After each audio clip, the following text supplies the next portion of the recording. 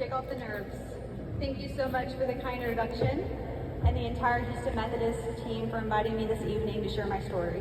It's a true honor to be in a room full of such warriors, survivors, and caregivers as mentioned.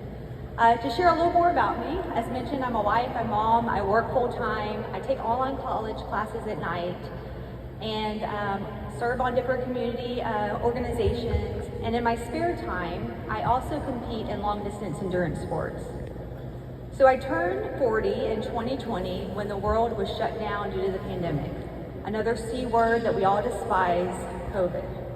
But as any good 40-year-old would do, I scheduled my first ever mammogram, and it was normal. A year later, when I was due for that test, I was too busy. I was training to race an Ironman triathlon. This is a long-distance triathlon where you swim 2.4 miles, you bike 112 miles, and then you run a marathon, 26.2 miles. Sounds crazy, I know. But with just too much on my plate, I put off putting my yearly mammogram when it was due. Even after I finished that triathlon, I thought, oh, it's no big deal. I'm only a few months past due. I'll get to it eventually. And I finally did do that mammogram, but they quickly asked me to return for further testing. And shortly after, I got the news that most of us fear. You have cancer, breast cancer. It's still not easy reliving those moments, to be honest. I was in complete shock. I was only 41 years old at the time. My previous mammogram was normal. I thought it was a fluke. I had no symptoms. I felt no lumps during self-exams prior. I have no immediate family history of breast cancer. I'm a pescatarian, for goodness sakes. I eat mostly a plant-based diet, I exercise often, and I was just in complete disbelief. I had my appointment with my oncologist just 3 days before I was supposed to go race an ultramarathon of 100 miles. Of course, she wanted to do more genetic testing and labs, and I questioned if I should even do this race at all. But she and others on my medical team gave me a few rules to try to live by, that I try to still follow to this day, that I'd like to impart to each of you. One was to live life as normal as possible, despite the diagnosis. 2 was to stay off Google. Do not search Google Images. It was and still is quite terrifying. And 3, do not play the what if game. Do not make up scenarios that have not yet occurred. Of course, all of these much easier said than done. So after getting clearance from my doctors, I showed up to that race to try to give it my best shot, worried it might be my last.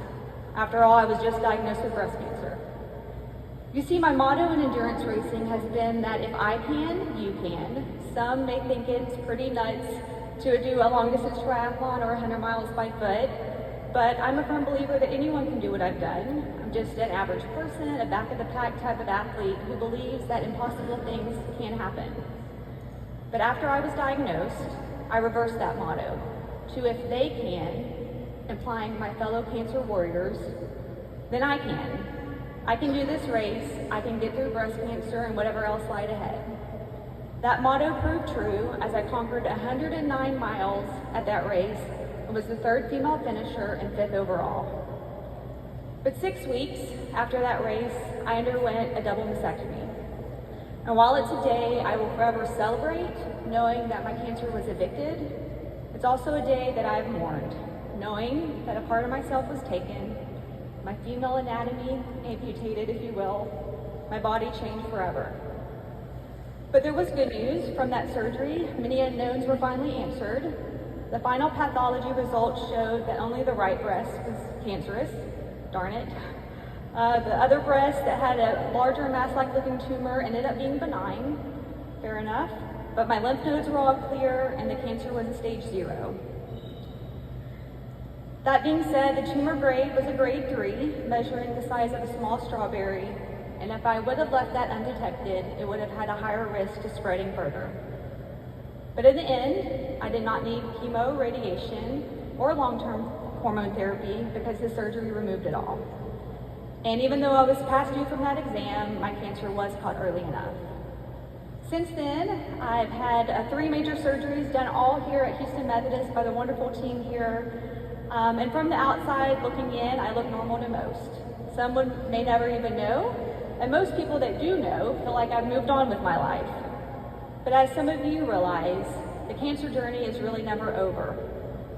So for those of you who walked any type of cancer journey, my heart truly goes out to you, especially those of you who have fought a more aggressive battle. No journey is the same, they are all hard, but I can guarantee you this. You have symbolically done that triathlon, you have symbolically done that 100 miles by foot, plus so much more. I would be remiss to not acknowledge more about the caregivers in the room tonight. Breast cancer did not just flip my world upside down, but so many around me were impacted. And often the cancer patient gets all the attention in the limelight, but the caregivers have some of the hardest jobs of all. From 4 drains coming out of my sides after surgery to not being able to brush my hair, get dressed, open doors, and many things that I took for granted. I'm not sure I would have made it without my incredible husband and the caregivers in my life, to include the medical team here. Going back to that 100-mile trail run that I did after I was diagnosed, I was allowed to have a pacer and a crew who helped me endure to that finish line. When I hit a wall in the race and thought that I could not take one more step further, they were there to help keep me safe. They kept me hydrated and fed. They changed the socks on my dirty, blistered feet, and most importantly, they encouraged me not to give up. Some of my pacers did over a marathon out of that 100 miles, and my crew stayed out there for days to make sure I got to the finish line. And while the runner gets all this cool race swag and a finisher medal or a buckle at the end, a lot of times the pacer and the crew walk away with absolutely nothing. No medal, not even a participant ribbon. But they still go out there and do it because they believe in you and they want you to succeed. A caregiver really is no different. Caregivers provide some of the most incredible strength, resilience, patience, and selflessness. So just like that pacer and the crew, they help you endure throughout your cancer journey. They don't always get the recognition they deserve, so if you filled this role, I truly applaud you. No doubt the aftermath has not been an easy one for either party, from the physical scars to the reminders to the survivor's guilt, or the worry that cancer might return.